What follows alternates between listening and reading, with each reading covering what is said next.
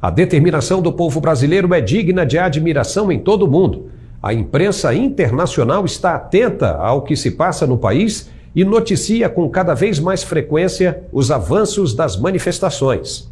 Às vezes, as provações são colocadas diante de cada um para que se descubra a certeza do que realmente se quer. E o brasileiro tem mostrado que, mesmo diante das adversidades até meteorológicas, não tem arredado 1 centímetro sequer de suas intenções.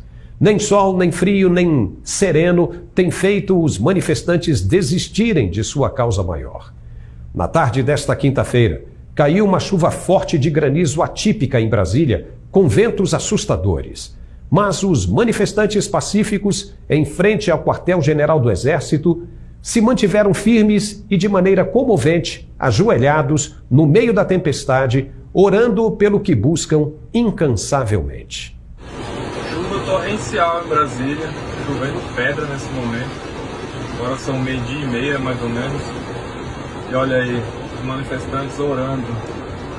Olha que coisa linda, orando pelo nosso país. É isso aí, Brasília. Não vamos desistir, não. Força. O movimento dos manifestantes só cresce e uma mega manifestação se aproxima com o fim de semana e feriado do dia 15 de novembro. E tem dado certo. Nesta sexta-feira, o Exército Brasileiro se mostrou solidário mais uma vez com a causa e divulgou uma nota inquietante destinada às instituições e ao povo brasileiro. A nota já começa com o seguinte recado: acerca das manifestações populares que vêm ocorrendo em inúmeros locais do país, a Marinha, o Exército e a Força Aérea Brasileira reafirmam o seu compromisso irrestrito e inabalável com o povo brasileiro, com a democracia e com a harmonia política e social do Brasil, ratificado pelos valores e pelas tradições das Forças Armadas, sempre presentes e moderadoras nos mais importantes momentos de nossa história. Para quem conseguir entender, verá que o recado demonstra também, no trecho a seguir, uma profunda inquietude com o cerceamento dos direitos básicos do cidadão e com os constantes ataques à Constituição. Lembrando que nenhum brasileiro está acima das leis. Continua a nota. A Constituição Federal estabelece os deveres e os direitos a serem observados por todos os brasileiros e que devem ser assegurados pelas instituições, especialmente no que tange à livre manifestação do pensamento, a liberdade de reunião pacificamente e a liberdade de locomoção no território nacional. E tem mais.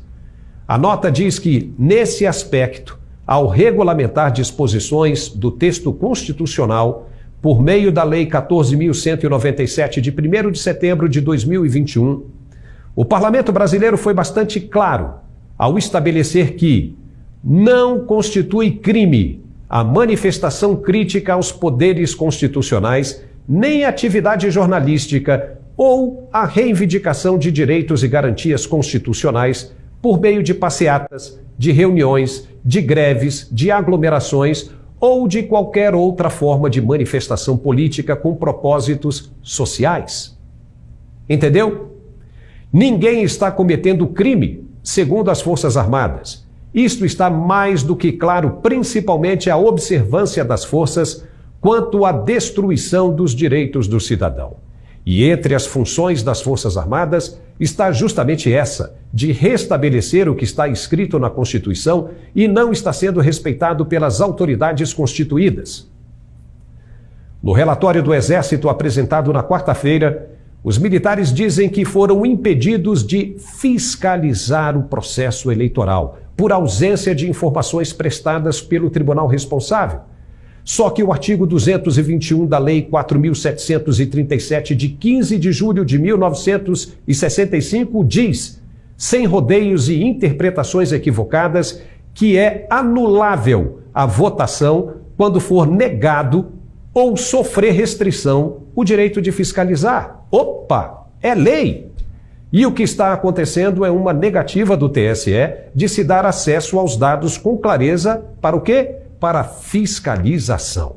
Ora, se tudo correu dentro da lisura, Por que tanta resistência em mostrar? A lei diz que, se houver resistência ao esclarecimento, a votação tem de ser anulada. Está na lei. E quem está pedindo para fiscalizar é uma outra instituição federal. O TSE não pode se negar a cumprir a lei. A velha imprensa tradicional está criticando as Forças Armadas pelo interesse em fiscalizar, dizendo que não é competência delas. Mas também, por outro lado, não é competência dos ministros do STF desrespeitarem a Constituição e estão fazendo isso sem a menor preocupação com os resultados. Quando acontece, o povo tem de recorrer a uma força maior que a do Judiciário, para lembrar os ministros que eles não estão acima da lei e que também devem respeito à Carta Magna. E, nesse caso, as Forças Armadas são o representante e protetor do povo brasileiro, que se sente ameaçado pela ditadura escancarada da toga. Agora vamos analisar quais são os dois únicos caminhos que poderá resultar essa situação de conflito, que na verdade nem deveria estar acontecendo se todo o processo tivesse sido transparente. Se o processo é democrático, por que esticar a corda tanto assim, se recusando a mostrar o que tem de ser mostrado por lei? Qual o problema? Por que tanta dor de cabeça?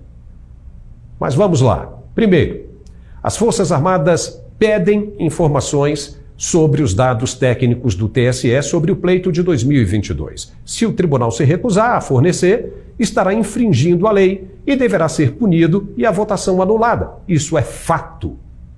E qual seria a justificativa do TSE para desrespeitar a lei em caso de recusa de fornecimento dos dados? Só se tiver com medo de alguma coisa bombástica para comprar uma briga desse tamanho. Isso não é aconselhável. Mas, caso o TSE respeite a lei e forneça os dados e os militares confirmam que não houve irregularidades, então o candidato vencedor é diplomado, enfim, sem problema algum, e tudo volta à sua normalidade esperada. Esse é o primeiro caminho. Mas, caso se identifique alguma anomalia, o presidente do tribunal terá de fazer ele mesmo o anúncio à nação, mostrando as irregularidades e cancelando a votação. Caso ele se recuse, poderá ser preso por ser o responsável pelo tribunal e a tarefa ficará com o ministro substituto. E aí o segundo colocado, que foi vítima de softwares maliciosos, no caso, será diplomado como o verdadeiro vencedor. Não há como fugir dessa análise, que está inteiramente, por incrível que pareça, dentro das 4 linhas. Uma dessas duas coisas deverá acontecer, e nenhuma verdade ficará oculta. E aprenderemos, de uma vez por todas, uma lição que foi dada há mais de 2000 anos, a de que quem com o ferro fere, com o ferro será ferido. Compartilhe o máximo que puder, por favor. Obrigado.